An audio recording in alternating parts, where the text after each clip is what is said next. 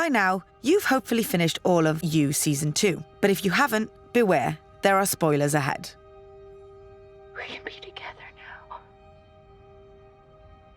I don't think we can. I think I broke you. I'm fine. Listen to me. This is not your fault. This is not you. Everything I told you is true. Beck, Henderson, Delilah. I killed them. Their blood is on my hands. Joe. You didn't kill Delilah. I did. So, who saw that twist coming? What the fuck? It turns out Love is a better match for Joe than he ever imagined. I wolf you. I wolf you too.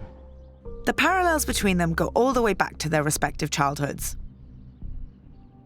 We both had to learn how to survive really young. How old were you the first time? 9. I'm so sorry. We hear about Love and 40's rich yet troubled childhood throughout the season. One story we keep returning to is about an au pair they had when their parents set up an Averin. The year my parents launched an Averin, they left us with this fucking crazy au pair. 40 saw way too much too young. The way 40 tells it, she was his first love. To this day, he's not acknowledged that it was abuse. When 40 unwittingly figures out the real story about Beck's murder while high on LSD, he also tells Joe what he believes is the truth about the au pair. When I found out she was seeing some college guy, I felt this rage inside of me, like an animal, made of teeth and of fire. And I blacked out. And I killed her. I came to and I was standing over her. But by the end, Love tells a different story. 40 was a child. She was a rapist. I stopped her.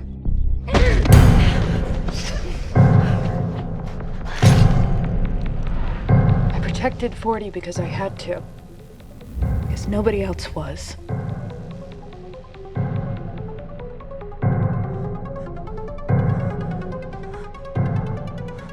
Better they thought it was him.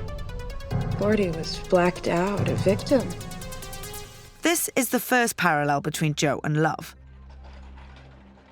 Joe's first kill was also at a young age. He was just 9 years old when he shot his father. Fast forward to Joe and Love's first meeting. That in itself is the season's first twist. Hello? You? No, fuck, no, I'm not doing that. Joe leads the audience to believe it's your standard meet cute. Do you think this peach looks like a butt? That is until Joe reveals at the end of episode 1 that he's had his sights set on Love all along. Now, there are few people in the show who can match Joe's level of obsession, but Love comes close. The way she talks about her first impressions of him mirror the way he talks about his victims when he first encounters them. And then I saw you. I knew right away, in my gut, I recognized something in you. And hey, smart, sexy, funny. A little darkness that made you less storybook, more real. I started to fantasize again. And it turns out she too has a little stalker in her. Maybe I got a little obsessed. Maybe I used my parents' means to do a little digging after Candace left. They owed me that much. This is how she discovers Joe's cage, which doesn't freak her out in the slightest. You were even smarter. More passionate, more devoted than I'd known. Even finding out Joe killed Beck doesn't seem to faze her. In fact, the way she sees Beck mirrors the way Joe spoke about Benji, Beck's hipster boyfriend from season 1. I do understand something about you now, Beck. You somehow think this guy is all you deserve. Guinevere Beck was unspecial and mediocre. She didn't deserve you. Once she finds out about this dark side, she tries to provoke it. In the episode Existential Crisis, Jo believes Love has moved on with Milo. But to hear Love tell it, she was using him in an attempt to coax out his more murdery tendencies. Yikes. If you could trust me, show me your heart, even the darkest parts, then we'd be starting our future together on the right foot. Jo is constantly making excuses for his behavior, generally claiming he murders people for love. This is something Love does too, both for him and herself. You did some terrible things, but that's what sensitive people do when they're trapped in a bad relationship. This is why she claims she kills Delilah and Candace. I dealt with Delilah the same way I dealt with the au pair. I'm protecting you because I want to. Even the way she covers up her crimes has echoes of Jo. Watch how Love lays out her plan to cover up Delilah and Henderson's murders. We frame Ellie for Henderson's murder with an anonymous tip. Between the total lack of evidence and the fact that she's a 15-year-old girl, it instantly becomes a joke. That's when Delilah's body will be found with a suicide note. The shockwaves will destroy the case. Ellie will walk free with settlement money for life. The investigation becomes poisoned. And you are never mentioned in connection with Henderson again. Doesn't it sound a lot like something Jo would come up with? You is told mostly from the perspective of Jo, and this entire twist is built around the way he creates unrealistic versions of the women he's obsessed with. You know why this is happening? Because while I was seeing you, really seeing you, you were busy gazing at a goddamn fantasy. A perfectly imperfect girl. You saw what you wanted to see. But I was always right here. The whole time.